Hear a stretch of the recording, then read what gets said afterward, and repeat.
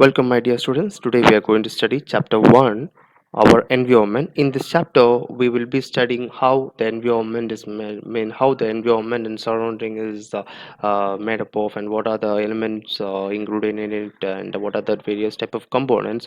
And if you see, the environment is either it's made up of, it's already environment is already exist in this nature, and some of the environments is being created by created by humans also at present. Most of the developments and most of the environmental changes have been created by human, but the environment is being assisted from the time it was when from the time before the human was born. Environment was assisted in this world. So and the earth allows life to exist and make it different from the other planets. So what happened, the most important positive impact of earth is that earth allows every human being to exist in this planet. And environment refers to the interaction of humans and other living creatures or living beings. And next, we are going to study the both for small we are going to study cover the which are the major topics that we are going to cover in this chapter. Environment will become in environment can be classified into two. One is natural environment and human environment. The natural environment consists of two topics that we are going to cover today, that is biotic and abiotic factor. In biotic, we'll be studying what is biosphere, and whereas abiotic factors will be studying lithosphere, hydrosphere, and atmosphere.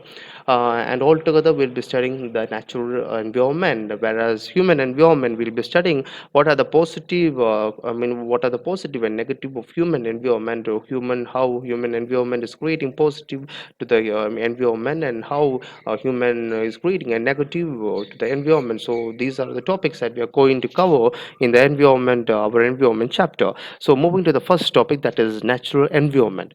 So natural environment is a vast variety of landforms and life forms. The natural environment can be either biotic or abiotic. What do you mean biotic means? Biotic components includes biological or living beings, whereas abiotic means it is a physical or non-living beings. So biotic means just you need to understand biotic is living beings, whereas abiotic is non-living beings. And you can frame other definition for biotic is that biotic is all biological, whereas abiotic is physical.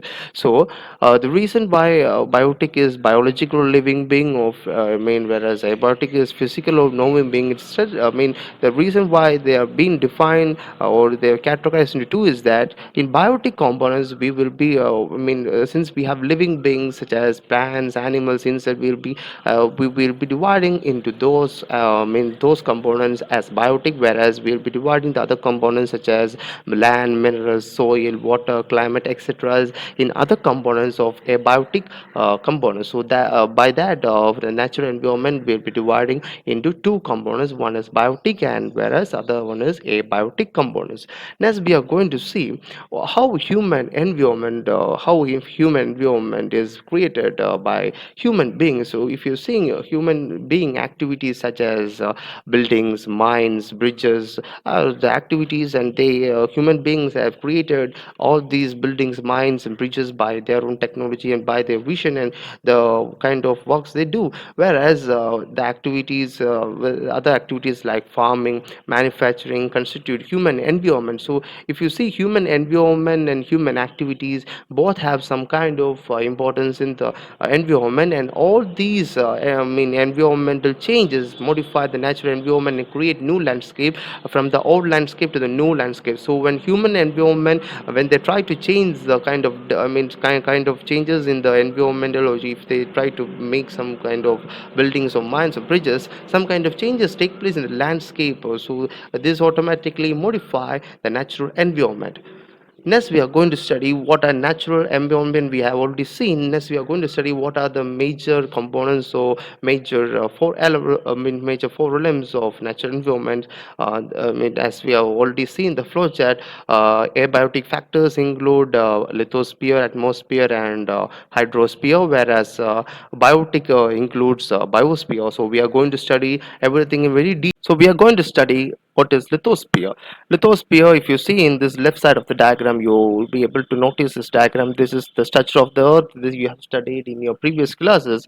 So the structure of the earth consists of, one is core, that is, you'll be able to study the core. Yeah, then you have seen what is inner core, then outer core, and what is mantle, and what is crust. So crust is the outer layer of this earth, and this outer layer is where we live, and the crust is one of the continuous piece, and it is like eggshell, more like slightly cracked number of solid blocks or plates. So if you see in this diagram, you are able to see different colors of different colors is given, and all these different, different division is is named as plates, or like a solid blocks, and each of the solid blocks have specific features, and each of this gives lot many minerals and lot many components that exist in the underground of the earth's surface.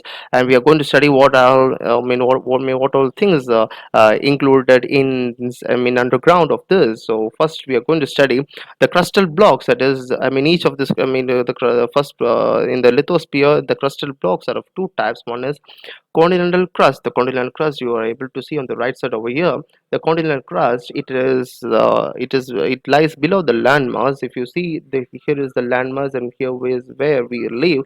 It's below the landmass, and its thickness varies between 40 kilometer and 100 kilometer. And whereas the oceanic crust, so you'll be able to see a small oceans here. The ocean is let's say about the sea, where the ocean, and we're able to find the ocean, and this ocean lies below the ocean. It's about 6 inch, 6 inch thickness we are able to find out in the ocean crust. The earth is made up of different type of rocks that you can able to find out over here. The earth is made up of different type of rocks. On the surface we find thick layer of soil. So if you go, if you see from here, you'll be able to find rocks and thick layer of soil, and humans grow crops over the surface, and over here we'll be able to find rocks and soil, and here is the place where we human being live, and we used to grow n number of crops, and we have agricultural crops and everything. Beneath the surface there are beneath the surface there are important sources such as oil. So if you go deeper under to the ground of the soil, if we go to underground of the earth, we are able to find n number of resources such as we are able to find soil, coal, or iron, core, natural gas, etc. And you'll be able to find underground, you'll be able to find liquid and solid substance. From the solid substance we'll be able to get all the oil, coal, iron ore, and natural gas, etc. And surface of the earth is not even. We find landforms such as mountains, plateaus, and plains. Everything we'll be able to find out from the lithosphere.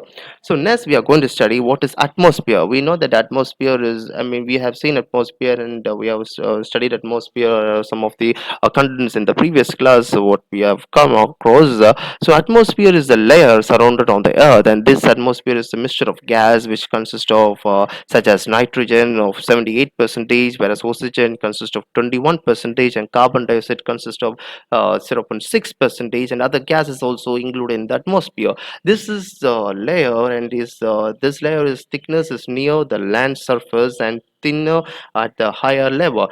As you know that there are mainly 5 layers of atmosphere. So if you see in this diagram, you'll be able to see 5 layers. One is troposphere, then you can study a stratosphere, then you can see mesosphere, thermosphere, and exosphere. So if you see troposphere, you will be able to see the flights, and this is a parachute. So these flights and parachute, they will be you can able to see a small kind of line. This is a kind of a limited, this is how, between this line, it will not exit between this line to within this border, this line, the troposphere, or the troposphere lies, and above the troposphere you will be able to find a ozone layer. If we have studied When we are studying geography, we the solar system, we will know that the earth is the third largest planet, and various ultraviolet and various radiations come from sunlight, and even from the earth various type of radiations goes from the earth. Various type of radiations go from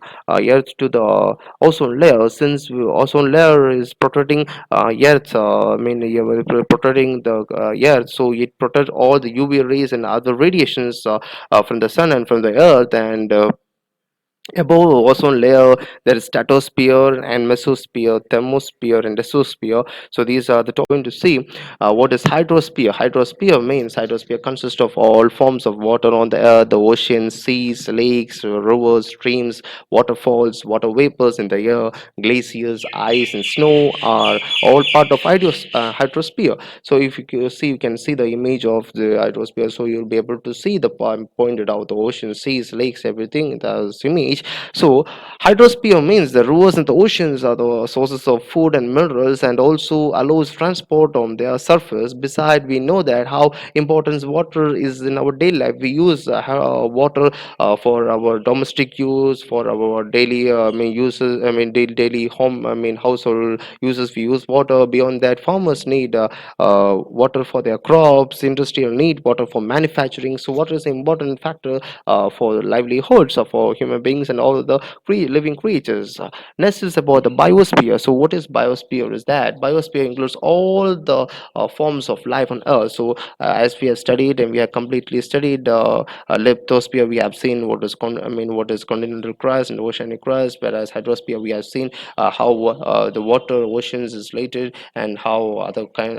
How oceans has been related, and atmosphere we have studied various type of components of atmosphere and how atmosphere is related with the environment. And now we are going to study what is biosphere. It biosphere is giving more importance to the life forms on the earth and crust in a few kilometers at the lower atmosphere and deeper in the oceans. The biosphere supports millions of plants, animals, and other small organisms. This is how biosphere will play a vital role in the environment. And next is about the interdependence. What do you mean by interdependence? Dependence means we human being used to depend one to the other for our daily day-to-day life. Without dependence, we will not be able to sustain, or we will not be able to live in this earth. So since we are human beings, we used to depend others. In the same way, the environment is also depend. Environment also depends upon the other for their kind of process, for the kind of rotation. So if you see, this interdependence is one of the important factors of the environment too. So if you see in the diagram, you'll be able to see biosphere at the center, and you'll be able to see atmosphere on the top, and lithosphere and as the earth, and hydrosphere as water. So all this thing is having a interlink and interdependence. So we are going to see how it is. The realms of natural environment are not separate units but are interlinked. This interrelation is seen in the biosphere. It is here that all the interaction take place. Life on the biosphere is dependent on the soil of the crust of the lithosphere. So you can see biosphere. So it is dependent on dependent on the soil of the crust, that is lithosphere. So as you can see on the right side, you will be able to find it is linked with lithosphere on the earth, on the air, that is atmosphere, at the heat of the sun through it. So at the air of the atmosphere, you can see at the air of the atmosphere, you can see how it is related to the atmosphere. Then rivers, lakes, rains from this hydrosphere, that is ocean, how this water hydrosphere is linked with biosphere. So so this biosphere is dependent on the dissolved nutrients of lithosphere in its water, air, and atmosphere, and the very habitant of the ocean. So since this biosphere is having a relationship with all that atmosphere, lithosphere, and hydrosphere, there is a kind of a balance of nature and relationship between all the biosphere, lithosphere, and hydrosphere.